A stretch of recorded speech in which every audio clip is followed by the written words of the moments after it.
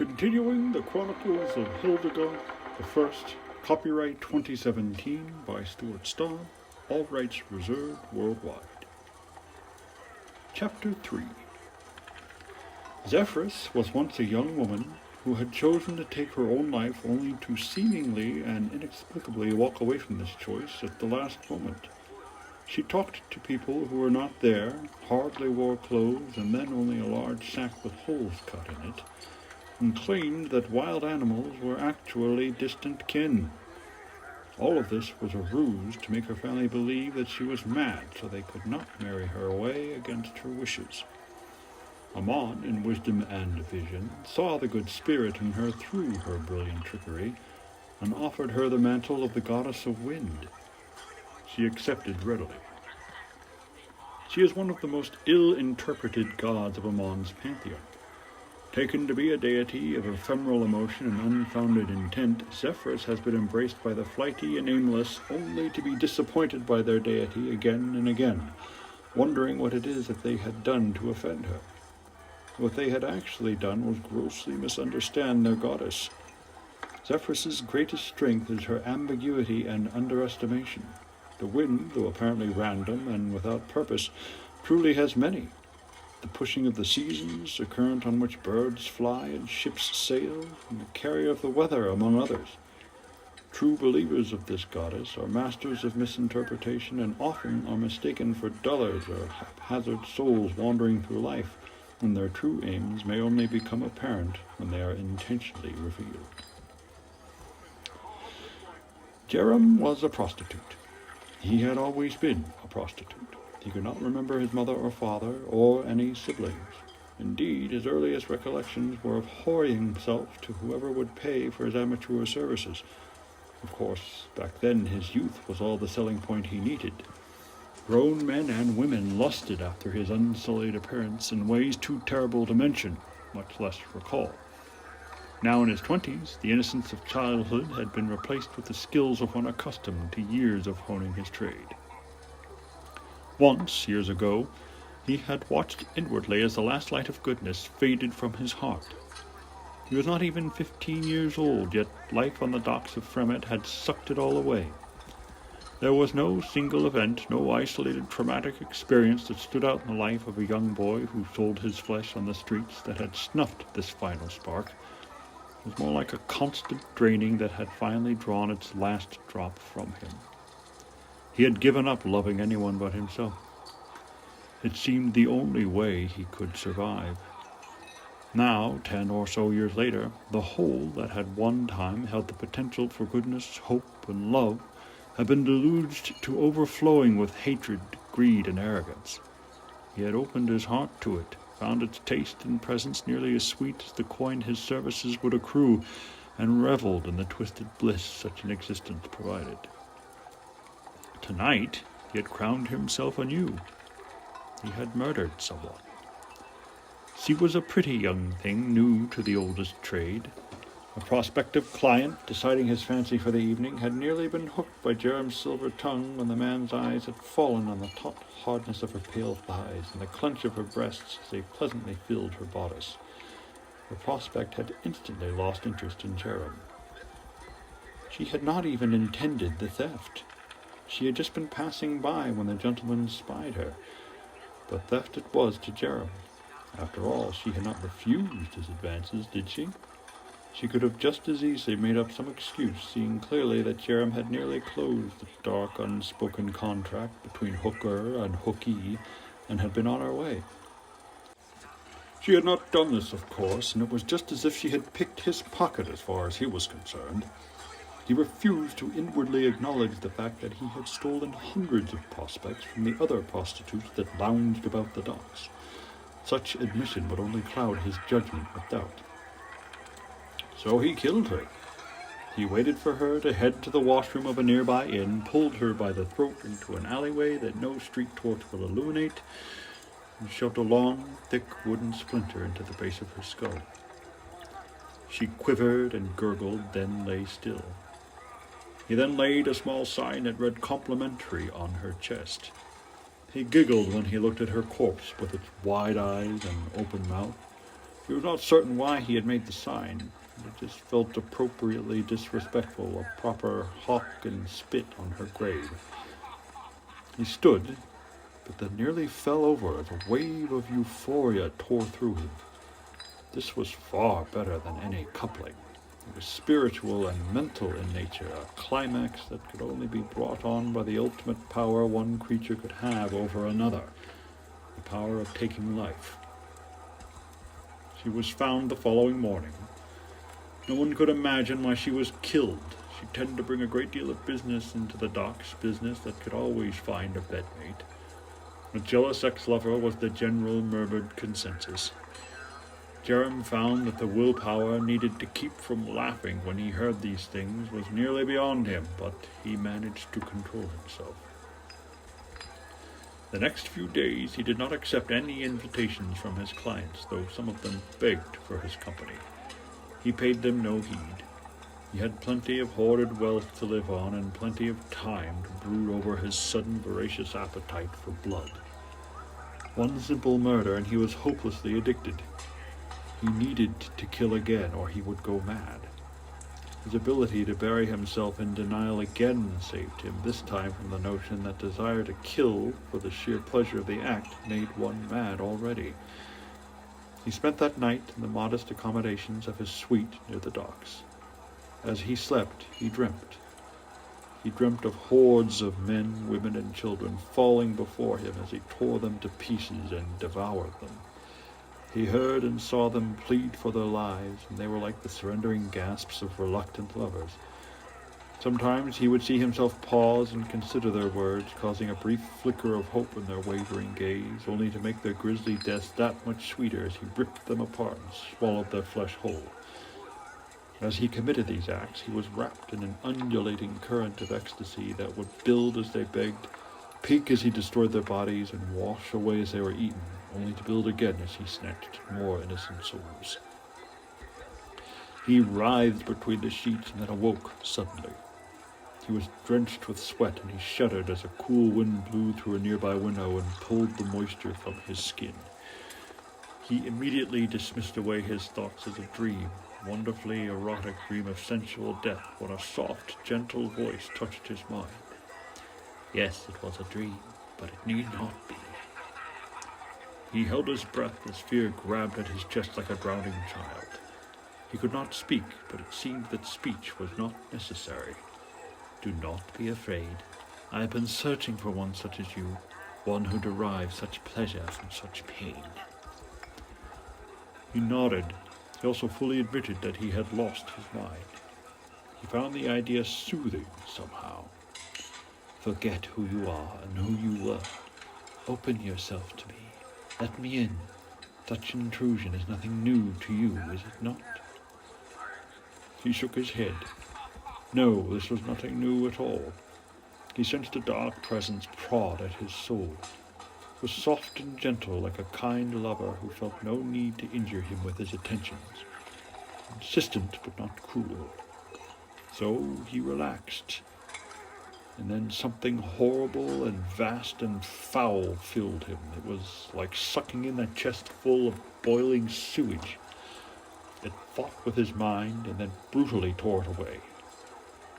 Much like the girl Jerem had dispatched, he quivered and gurgled and lay still. His second-to-last sentient moment was of looking down at a filthy alleyway as someone shoved something sharp and wooden into the back of his head. He was living her death. His last thought was the realization that he did not even know her name. His soul was ripped from its seat and hurled towards the hells where all manner of demons and their underlings awaiting it, gasping with delight and surprise. His mind was simply blanked, turned into an unmarred surface upon which a new library of thought would be etched. A library so removed from humanity and its ilk that anyone who knew of its origins would be astounded that it was birthed by it. That night Jerem died and was replaced by something else, something that prowled the docks as before, but for a much larger and permanent clientele. A few days passed as the son and his pale sister changed hands at the table. Morning had been crisp and damp and had soon bloomed into a beautiful day. As afternoon crept over the woods and deepened the palette of the fields, the children had adopted an entirely new way to spend their play. Hide and seek and trap the goblin were no longer amongst their frolicking. Now sword play and wheat-field conquests filled these delicate hours. Again the grizzled fighter watched them, though he was at a loss as to why. He no longer smiled. He no longer felt a desire to be young again. The spectacle before him only reminded him of the atrocities of his youth.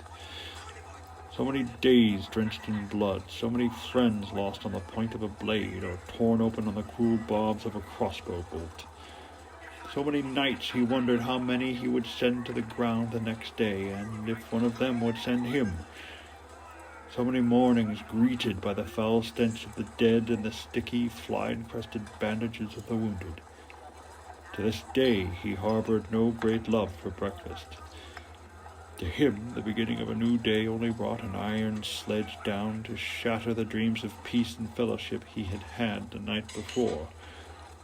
Every night he would whisk himself away to some distant, benign place where no pain or death could touch him or anyone else. Every morning he opened his eyes and saw these fleeting visions smashed and swept away. Dawn merely meant that someone had an entire day to kill you. As the day bled away, it ended wherever you could rest a gore-smeared head on the lumpy, sodden folds of a traveling blanket. He tugged himself back to reality. The boy, a thin whip of a lad with a cap of brown curls, had managed to dig up the iron circle of a shield, its wooden slats long gone to rot, and a rusted swatch of chainmail that he wore as a cowl to complement the ruin of a short sword he carried at his waist. A girl, also thin but sporting a length of red curls down her back, had unentombed an unstrung crossbow and had fitted a crooked stick to its rusted draw. She was now pantomiming shooting her brother in the back. The old man closed his eyes and tried to think back to something, anything about the war that he could find comforting. The victory?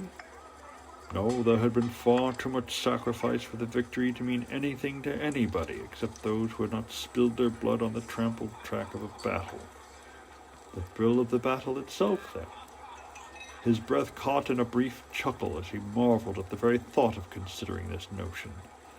There was no thrill for him. The closest he ever managed was when he had been able to ward off a lethal strike he could see coming towards a friendly back. The shock on their faces as they realized what had nearly happened, followed by the always subtle nod of thanks, brought something along the way of a thrill to him. But the berserker sentiment that merely being in a bloodbath and hacking your way through it was the epitome of excitement, this was simply not like him.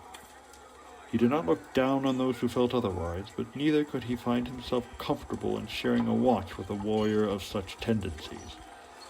Death's dogs had a knack for following at their boot heels. The old soldier shook his head, batting away the thoughts like gossamer gnats. Little about death was worth remembering.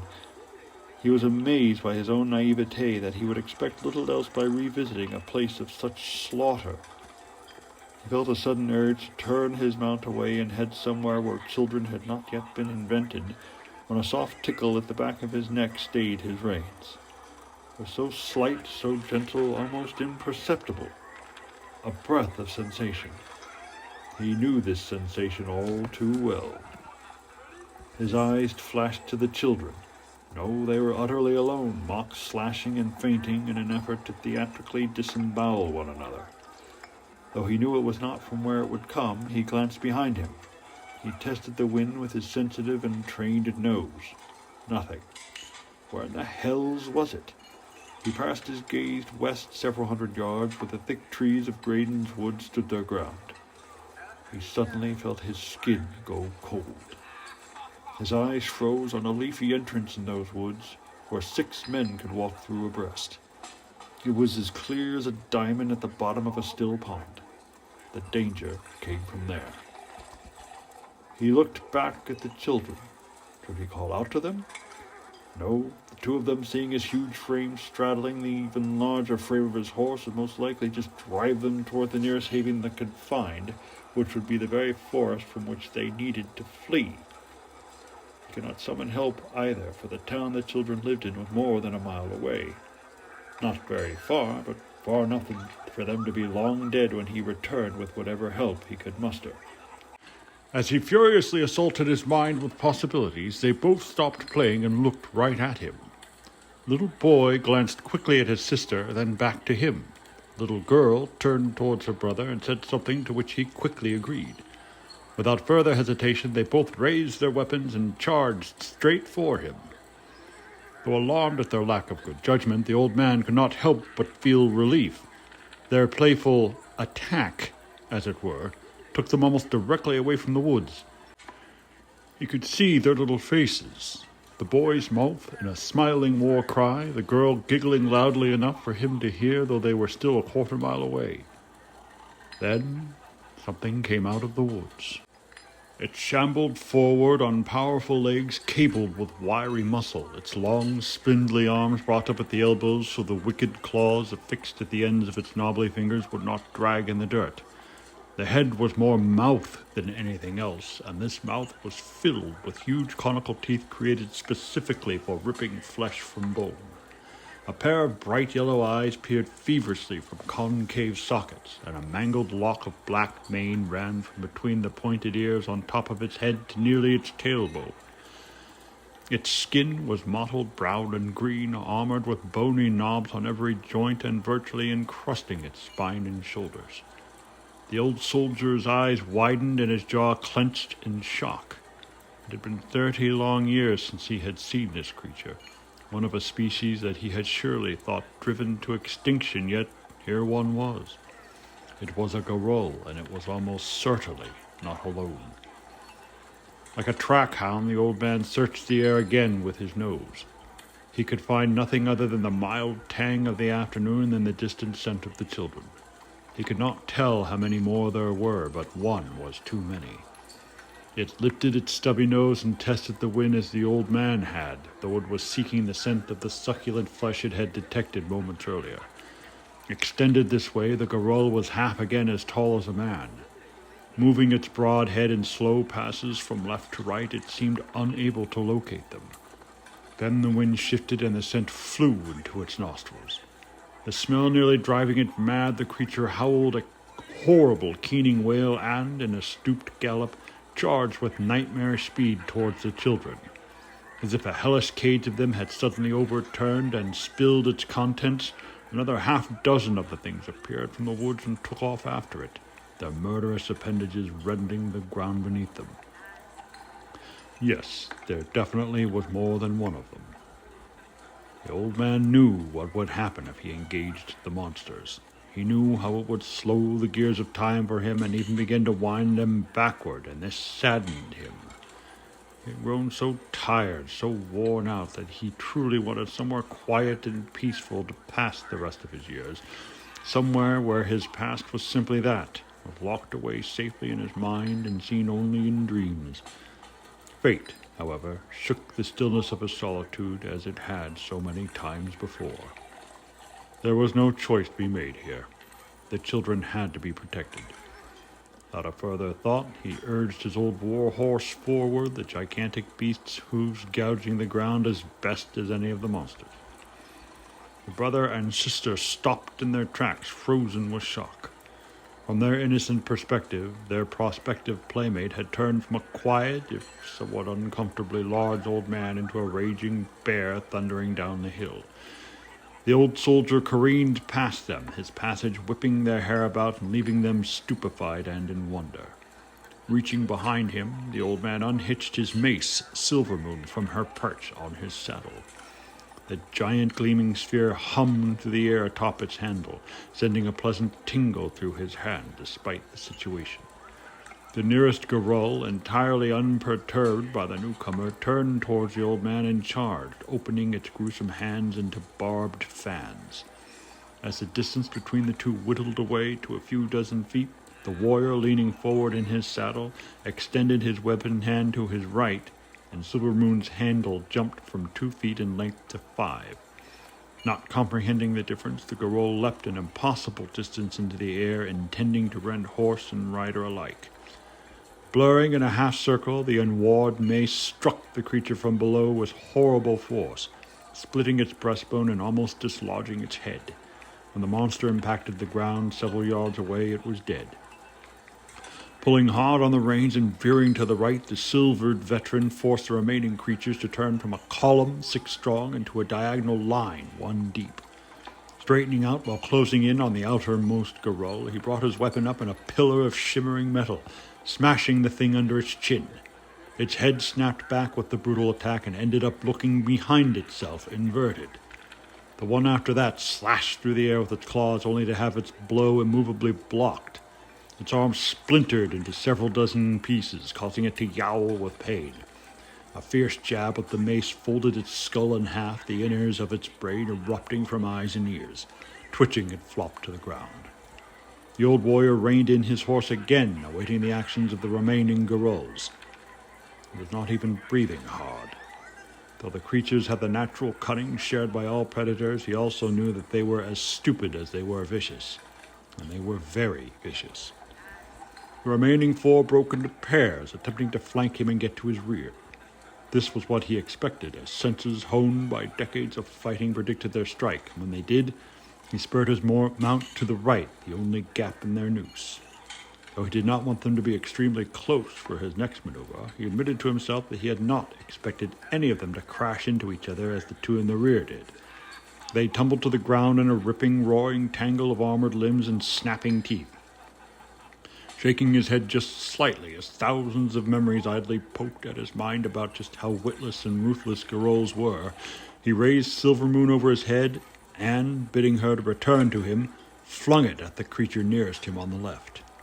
Like a stone cast by a god, Silvermoon streaked through the air and took its head completely off, disintegrating it like a puffed dandelion. The weapon continued on through the upper chest of the Garol behind that one, sundering its torso. Though appearing to have exhausted its attack, the gleaming mace amazingly reversed itself and returned to the old soldier's outstretched hand. He smiled grimly. It was unlikely that the 2 creatures who were once again upright could feel outrage, as they were more animal than anything else, but the manner in which they launched themselves at him seemed to be fueled by more rage than anything else. Like a man swatting away cats, the old man brushed the creatures cruelly to the ground. One that absorbed most of the impact had its lungs and several of its ribs crushed and died in agonized helplessness in the grass. The other was more stunned than anything else. It stood to engage the warrior yet again.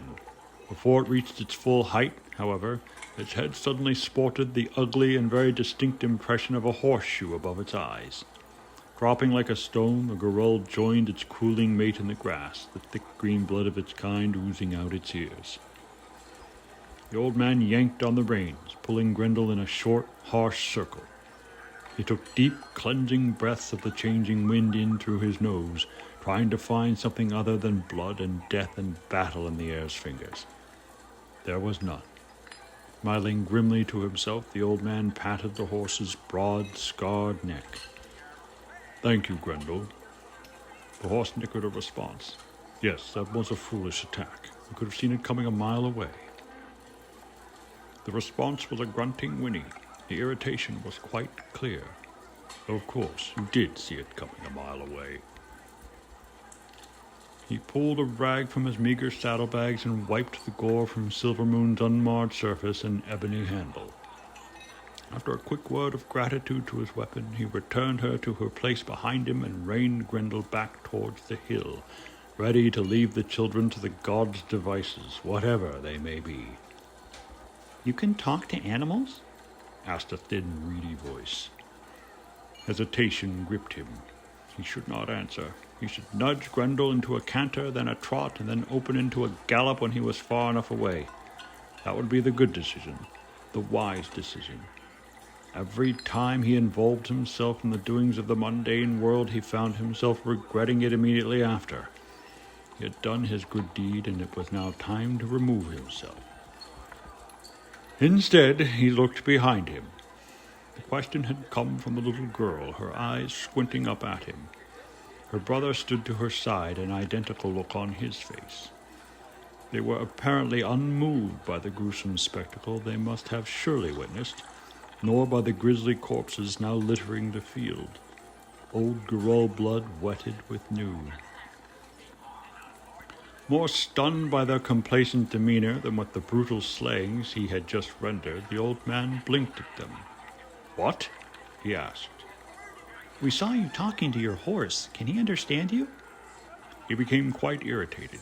"Yes, he understands me. What are your names and why are you so far from home?" As unperturbed with his manner as they were with the battle, the girl answered the first question. "Wendenel," she said clearly. She gestured towards her brother. "Fabius. And we were playing." Again he balked. "Do your parents know where you are?" Wendenel shrugged. "I doubt our father knows where we are, but he wouldn't mind if he did." She bit her lips slightly. "Well, not very much anyway. He knows we're not dumb." The boy nodded his compliance. The warrior shook his head. "If I were your father," then caught his tongue. They were, after all, just children, and the language he was about to loose on them would have been construed by most as inappropriate. "Let us just say you'd be sleeping on your stomachs for some time." They did not seem to fathom what he was implying. "Our father knows we can take care of each other," she said. "He really has had no choice since our mother died. With his work at the town hall taking up a lot of his day, he is hardly ever home." His countenance softened slightly at her words. "What does your father do, little one?" "Don't call me that. And as for what he does, well, he is one of the town magistrate's personal guardsmen." She puffed up slightly as she pronounced this. The old man sighed.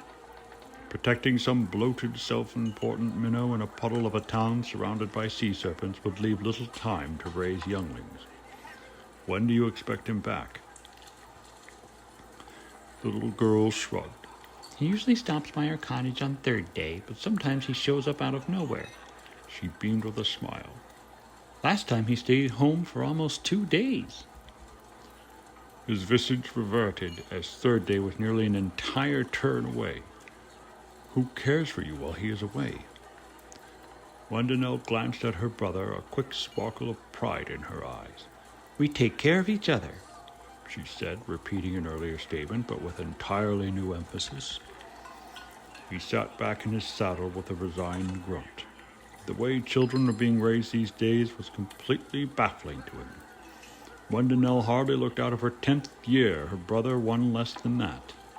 Children of such tender age should not be left completely unattended for a handful of hours, much less days at a time. "How long has he been away?"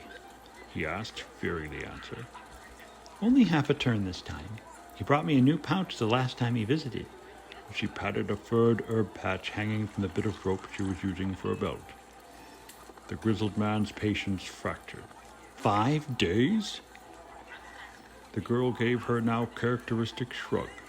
"That's just how it is. He works often and sees us rarely. Thank you for saving our lives, by the way."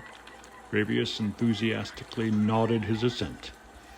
The child was snapping his mind back and forth like a man-cat worrying a snake.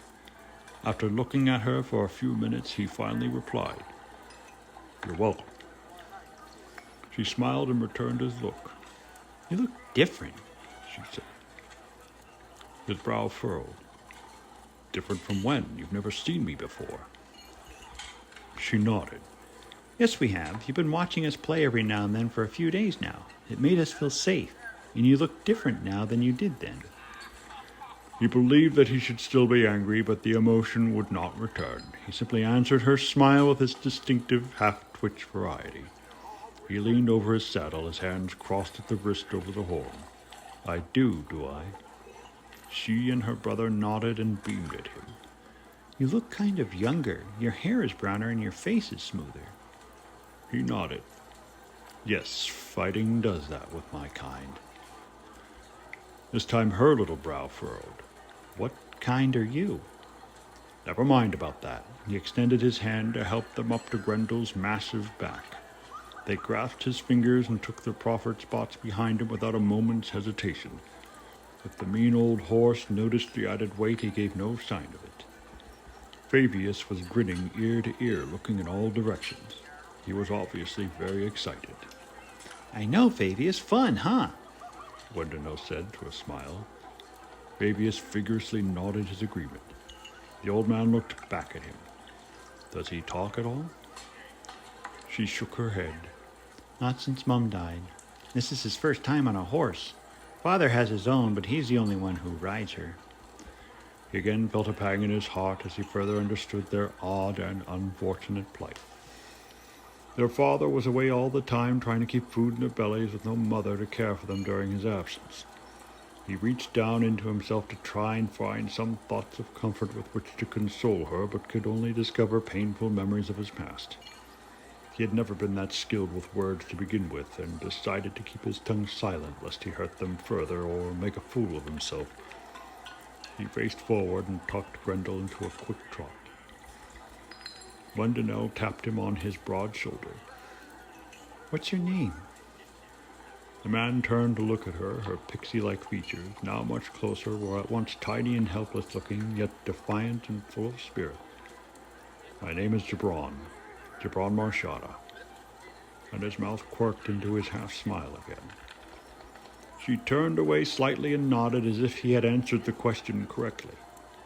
Then, looking back at him as he turned forward again, she said, You know, you should try smiling all the way. It might make you all the way happy. His face frozen for lack of reply, Jabron locked his eyes on the path before them, stumped yet again. He swore that would be the last time he would be taken by surprise by the little brat. However, there was a bit of a ride back to town.